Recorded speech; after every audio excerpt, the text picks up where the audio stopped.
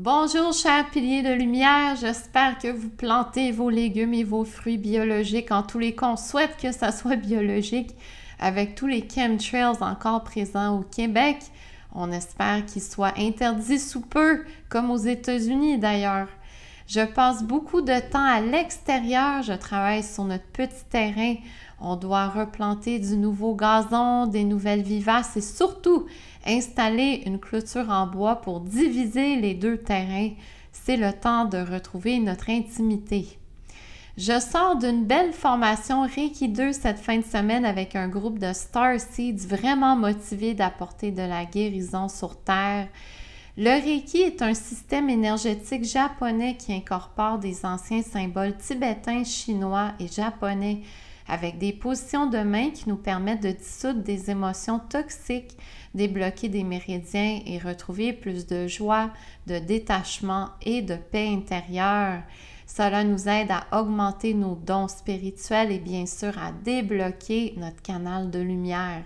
C'est un moment sacré chaque mois pour nous et j'en ressors toujours transformée et remplie de belles énergies.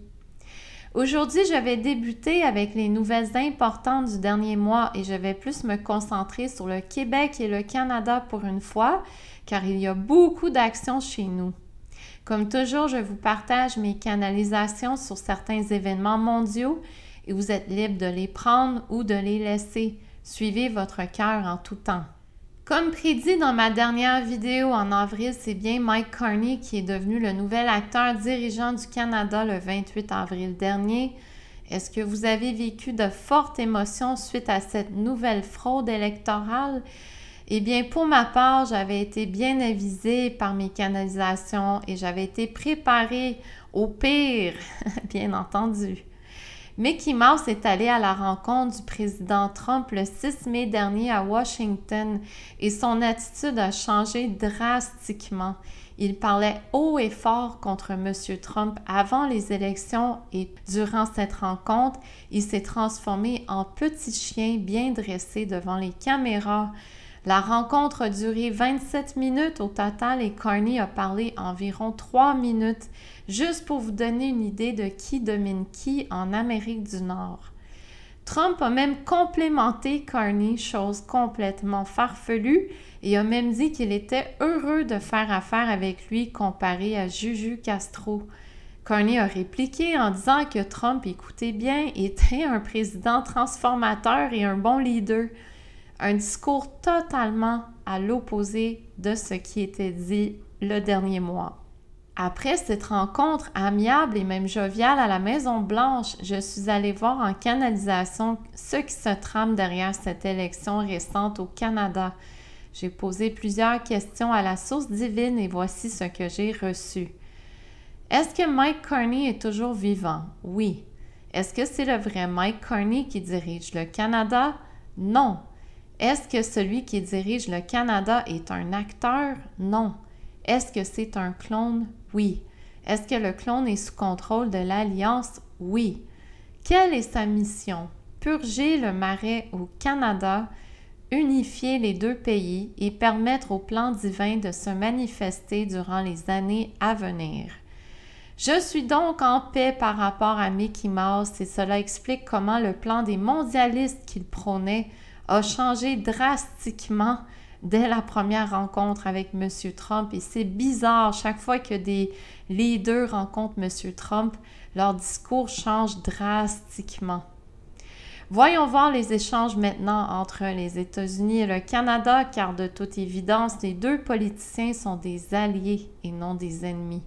C'est encore un spectacle, les amis. Comme toujours, il faut lire entre les lignes et bien décoder les codes de l'Alliance. Et je veux rajouter ceci, il faut lâcher prise sur les grandes révélations. Elles viendront au bon moment quand Dieu le veut. Amen. Il y a une histoire troublante qui est sortie au Québec que je dois vous partager ici. Une femme de Drummondville, Mylène Hébert, a publié des révélations chocs sur les réseaux sociaux début mai 2025. Mylène explique qu'elle a été victime de trafic sexuel comme adolescente dès l'âge de 13 ans. Et a été vendue au chanteur populaire québécois Éric Lapointe, entre autres. Elle révèle ses agresseurs ouvertement sur les réseaux et on parle du chef du Bloc québécois, Yves-François Blanchette, Alain Carrier, l'ex-maire de Drummondville, Patrick Roy, éducateur au Centre Jeunesse de Drummondville, et Jean-François Guernon, agent de sécurité au Centre Jeunesse de Drummondville. Mylène a d'ailleurs fait une conférence récemment sur la pédocriminalité au Québec, un sujet tellement tabou qu'aucun super média était présent, car bien évidemment, ils sont tous financés par les élites qui sont derrière la pédocriminalité. Pourtant, n'est-ce pas le sujet le plus important du monde entier, protéger les enfants des prédateurs sexuels? Mylène a déposé plainte aux autorités les 25 dernières années sans aucun support ou aucun procès. Et maintenant, elle fait son propre procès avec le support du peuple et les lanceurs d'alerte. Je suis de tout cœur avec Mylène Hébert et toutes les victimes de la pédocriminalité au Québec et ailleurs. Il y a eu une manifestation à Trois-Rivières le 3 mai dernier pour dénoncer l'abus des enfants dans la DPJ, la Direction de la protection de la jeunesse au Québec. Les femmes se sont habillées avec des capes rouges et ont déposé des poupées devant le bureau de CIUS pour dénoncer les magouilles de la DPJ dans leur dossier. Un client à moi, Stéphane, s'est présenté à cette manifestation et m'a confirmé qu'il y avait environ 500 manifestants et non 100 manifestants comme prétendent les super médias. Toujours des mensonges dans les médias, ils vont avoir un sacré mauvais karma. Et l'armée française a débarqué au Québec la semaine dernière avec 2 gigantesques navires des forces armées françaises. Ce qui est partagé au public est que ce sont des soldats en formation pour une mission spéciale nommée Jeanne d'Arc. Soyez attentifs au code, les amis. Supposément, ils se sont entraînés avec l'armée canadienne à Sept-Îles pendant quelques jours et on pouvait les voir dans les rues.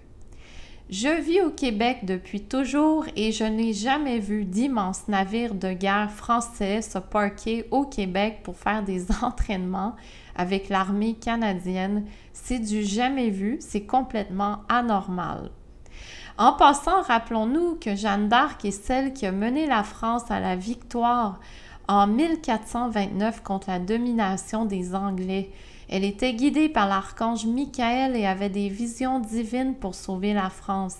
Elle avait 17 ans quand elle est arrivée sur le champ de bataille en passant le fameux chiffre de l'Alliance. Jeanne d'Arc est le symbole par excellence de la liberté et de l'indépendance malgré sa fin tragique sur un bûcher comme titre de sorcière. Très curieux toute cette opération Jeanne d'Arc au Québec. Qu'en pensez-vous? Laissez-moi vos commentaires. Opération Blizzard contre le trafic de drogue continue à travers le Canada sous pression des États-Unis. Évidemment, les États-Unis sont derrière. J'en suis vraiment soulagée et heureuse. On voit maintenant même des arrestations ici au Québec, ce qu'on ne voyait pas avant. Le CBSA a interpellé 142 kg de cocaïne à Montréal récemment dans des contenants de train provenant du Mexique et oui, toujours les cartels mexicains au Canada. Le 7 mai dernier, la GRC a démantelé un laboratoire de production de méthamphétamine à Bromont dans l'Estrie.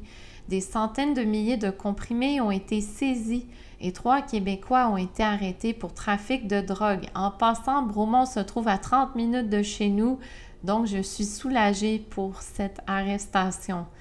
Il y a des opérations anti-mafia aussi présentement au Québec, au cas que vous n'étiez pas au courant.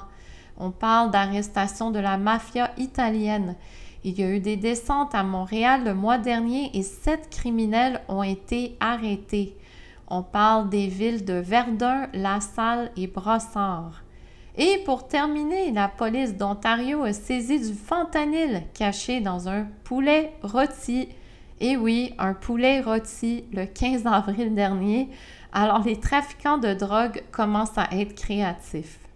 Voici d'autres nouvelles importantes pour le Québec avant de sauter aux nouvelles internationales.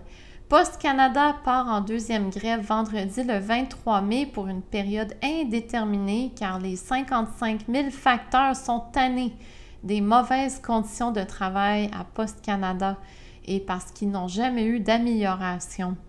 Alors, nous allons revivre une autre mauvaise période de fermeture de Poste Canada pour les petites et moyennes entreprises qui dépendent de Poste Canada pour leur commerce.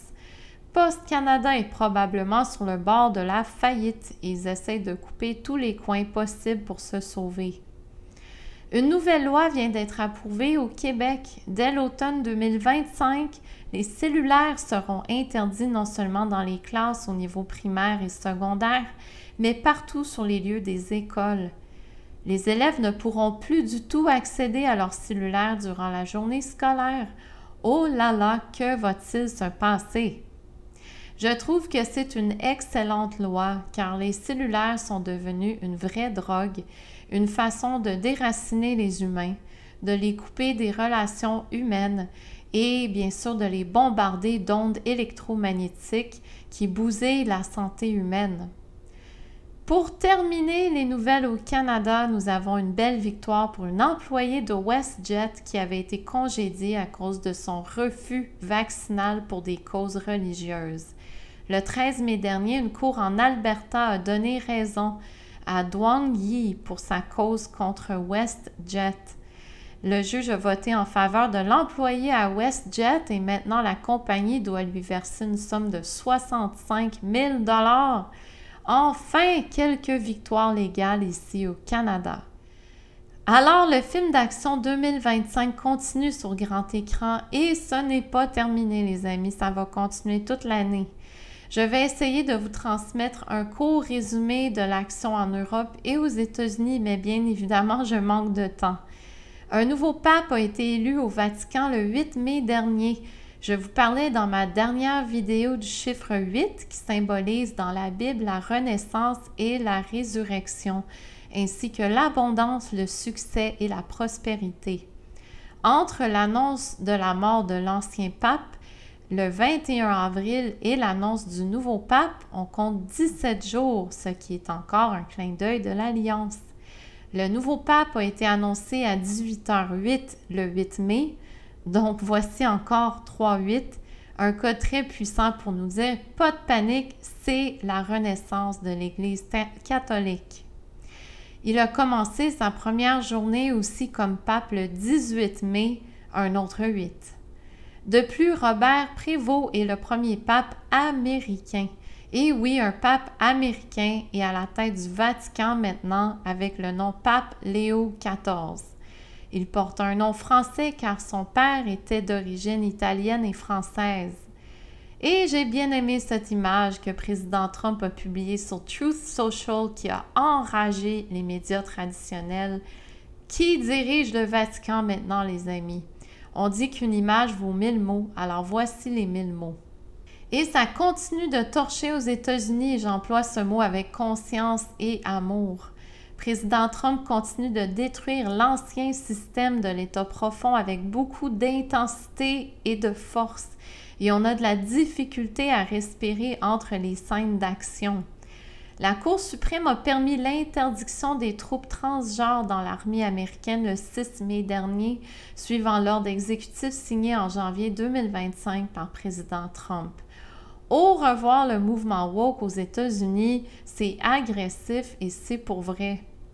Le 11 mai, président Trump a signé un ordre exécutif qui a forcé la baisse des prix des médicaments vendus en pharmacie à travers tous les États-Unis.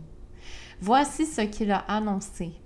Les prix des médicaments sur ordonnance et des produits pharmaceutiques seront réduits presque immédiatement de 30 % à 80 %.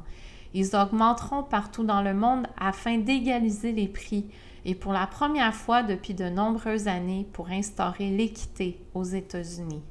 Saviez-vous que les Américains payaient 5 fois plus cher pour leurs médicaments en pharmacie qu'ailleurs dans le monde? C'est une folie et je suis heureuse de lire que président Trump a finalement équilibré les choses. Et on vient d'annoncer que Bidon le cornichon a le cancer de la prostate le 18 mai dernier, la même journée que le nouveau pape a débuté son règne au Vatican. On parle d'un cancer agressif stade 5 qui affecte les os. Voilà l'annonce que la dernière version de Bidon le cornichon tire à sa fin. Le 28 mars dernier, l'Utah est devenu le premier État aux États-Unis à interdire le fluor dans l'eau du robinet. Maintenant, c'est le tour à la Floride de passer une loi interdisant le fluor dans leur eau potable. Cette loi est en vigueur depuis le 7 mai et c'est rendu illégal maintenant d'ajouter du fluor. Plusieurs autres États américains travaillent également pour voter une loi contre le fluor. Robert Kennedy Jr., notre fameux Thor aux États-Unis, a expliqué l'an dernier que le fluor est responsable pour l'arthrite, des fractures aux os, le cancer des os, des désordres neurologiques, des maladies de glandes thyroïdes et la baisse du QI, notamment chez les enfants. Donc, nous sommes vraiment en train de témoigner « Make America Great Again, Make America Healthy Again ». Tout le monde à travers la Terre devrait célébrer ce moment au lieu d'attaquer et d'insulter président Trump. Pour terminer, il y a eu une panne massive électrique le 28 avril dernier en Espagne et au Portugal pendant plusieurs heures. Les autorités racontaient dans les super médias qu'ils n'avaient aucune idée de la cause de ces pannes massives qui ont mis en arrêt complet 2 pays. Et le 20 mai dernier, il y a eu une autre panne massive en Espagne qui a duré quelques heures encore. À ce jour, les médias nous racontent qu'ils n'ont aucune idée de la source des pannes électriques. J'aimerais vous présenter mes canalisations sur ces fameuses pannes électriques et comme d'habitude, vous êtes libre de les prendre ou de les laisser. Ce n'était pas l'alliance derrière les pannes en Espagne et au Portugal, mais les forces sombres qui tentent de mettre en place une nouvelle forme de contrôle et de manipulation sur les humains. Le fait que cela a duré seulement quelques heures m'indique que l'Alliance a repris le contrôle rapidement et a annulé le début d'une très mauvaise épisode. Voilà pour ma vidéo. Ce mois-ci, chers piliers de lumière, j'ai partagé beaucoup d'informations pour vous accompagner dans les grandes vagues de transformation planétaire. Le plus important est de toujours rester calme, confiant et positif dans toutes les vagues. Toujours est-il que notre voix est importante, que notre énergie est importante. On doit contribuer chacun à notre façon. Notre état d'âme va grandement contribuer au travail de l'Alliance terrestre et galactique. Mais je ne parlerai pas encore des galactiques, c'est trop tôt.